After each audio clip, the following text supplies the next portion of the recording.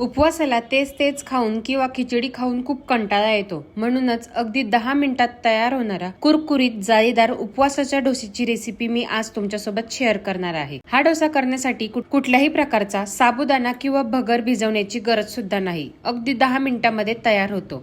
नेहमी खिचडी खाण्यापेक्षा एकदा अशा पद्धतीचा डोशाची रेसिपी तुम्ही नक्की करून पहा। त्याआधी तुम्ही मराठी स्वयंपाक या माझ्या युट्यूब चॅनलला नक्की सबस्क्राईब करा। तसेच तुम्हाला व्हिडिओ आवडल्यास लगेच लाईक करा। रेसिपीला सुरुवात करूया। आता आपल्याला डोसा करण्यासाठी या ठिकाणी मी भिजवलेला 1 कप भर साबुदाणा घेतलेला आहे। तर अशा पद्धतीचा मी साबुदाणा भिजवून घेतला आहे। खूप जास्त आपल्याला साबुदाण्यामध्ये पाणी ठेवायचे नाही। त्यानंतर एक मिक्सरचं भांडं घेतलं, त्यामध्ये आपल्याला हा साबुदाणा घालायचा। त्यानंतर या ठिकाणी अर्धा कप भगर घालत आहे। काही जण या भगरला वरई सुद्धा म्हणतात। तर अर्धा कप भगर मी मिक्सरच्या भांड्यामध्ये घातली। त्यानंतर एक कच्चा बटाटा अशा पद्धतीने जाडसर कापून त्याला 2 ते 3 पाण्याने स्वच्छ धुवून घेतला आहे, तो सुद्धा या मिक्सरच्या भांड्यामध्ये घातला। तुम्ही बटाटा किसून सुद्धा वापरू शकता। त्यानंतर 3 ते 4 आपल्याला हिरव्या मिरच्या घालायच्या। हिरव्या मिरचीचे प्रमाण तुम्ही कमी अधिक सुद्धा करू शकता। नंतर जर तुम्ही उपवासाला जिरे खात असेल तर तुम्ही या ठिकाणी जिरे वापरू शकता। तर साधारण मी या ठिकाणी पाव चमचा जिरे घालत आहे। नंतर या ठिकाणी मी 2 चमचे लिंबाचा रस घालत आहे। लिंबाच्या रसमुळे आपल्या या डोशाला आणखीन छान टेस्ट येईल।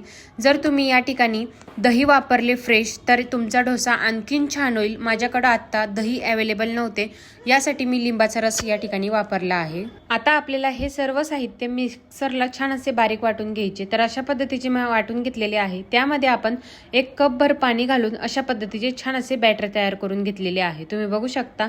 आता आपण हे बॅटर एका बाउलमध्ये काढून घेऊया। आता हे बॅटर मला जर असे घट्टसर वाटत असल्यामुळे मी जे मिक्सरच्या भांड्यामध्ये थोडेसे पाणी घालून आणखीन आपण यामध्ये बॅटरमध्ये पाणी घालायचे आणि चवीनुसार आपण यामध्ये मीठ घालायचे। तरी साधारण मी अर्धा चमचा मीठ घातले।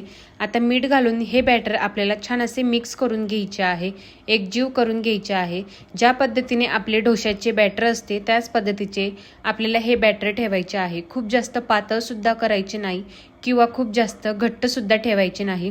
तुमच्याकडे जर दही असेल तर तुम्ही दही आवर्जून घाला।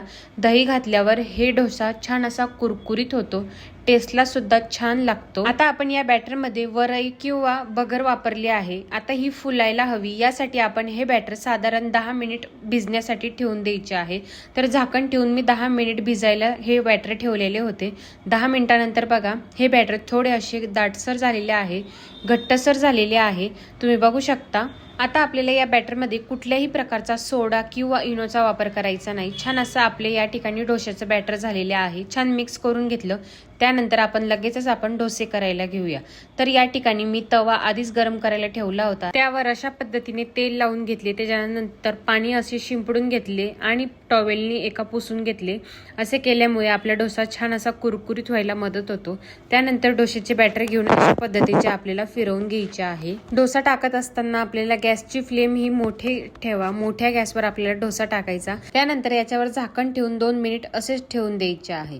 तर 2 मिनिटानंतर मंद गॅसवर आपण हा डोसा छान असा वरून छान सुकलेला आहे, छान असा कोरडा सुद्धा झालेला आहे। वरून अशा पद्धतीचे थोडेसे तेल सोडायचे आणि त्याच्या कडा मोकळ्या करून घेऊया। यावेळेस मात्र आपल्याला गॅसची फ्लेम ही मंद ठेवायची, कारण हा डोसा आपला खालनं खूप असा करपायला नको, यामुळे गॅसची फ्लेम कमीच ठेवा। आता डोशाच्या आपण कडा छान मोकळ्या करून घेतला आहे। डोसा आपण एक साईडनं असा उलटवून घेऊया। तर मंद गॅसवर आपल्याला हा डोसा छान असा कुरकुरीत होईपर्यंत दोन्ही बाजूनं चांगला शेकून घ्यायचा आहे। तर दुसरा सुद्धा डोसा आपल्याला अशाच पद्धतीने करून घ्यायचा आहे। गॅसची फ्लेम ही टाकत असताना मोठी ठेवायची आणि अशा पद्धतीने आपल्याला डोसा तयार करून घ्यायचा आहे। तर सर्व डोसे आपल्याला अशाच पद्धतीने करून घ्यायचे आहे। तर आपण या डोशामध्ये कुठल्याही प्रकारचा सोडा किंवा इनोचा वापर केलेला नसून तरी सुद्धा आपले हे डोसे छान असे कुरकुरीत झालेले आहे, जाळीदार सुद्धा झालेले आहे। अगदी झटपट काय करायचे म्हटले तर अशा पद्धतीचे डोसे तुम्ही नक्की ट्राय करू शकता। आता या उपवासाच्या डोस्याबरोबरची जी चटणी आहे त्या चटणीची तुम्हाला जर व्हिडिओ पाहायची असेल तर त्याची लिंक मी डिस्क्रिप्शन बॉक्समध्ये देत आहे, तिथे जाऊन तुम्ही याची चटणीची रेसिपी तुम्ही बघू शकता। तर या ठिकाणी आपले डोसे संपूर्ण करून घेतलेले आहे, छान असे कुरकुरीत सुद्धा झालेले आहे, रंग सुद्धा छान आलेला आहे। आणि हो, तुम्हाला जर साबुदाणा न वापरता उपवासाची रेसिपी पाहायची असेल तर त्याची सुद्धा लिंक मी डिस्क्रिप्शन बॉक्समध्ये दिलेली आहे। आपण साबुदाणा न वापरता उपवासाचे पुऱ्या केलेल्या आहे, त्या सुद्धा तुम्ही लिंकवर जाऊन पाहू शकता। तर तुम्हाला याची रेसिपी कशी वाटली ते मला कमेंट करून नक्की सांगा। तर पुन्हा भेटूया अशाच छान व सुंदर रेसिपी सोबत। तोपर्यंत धन्यवाद।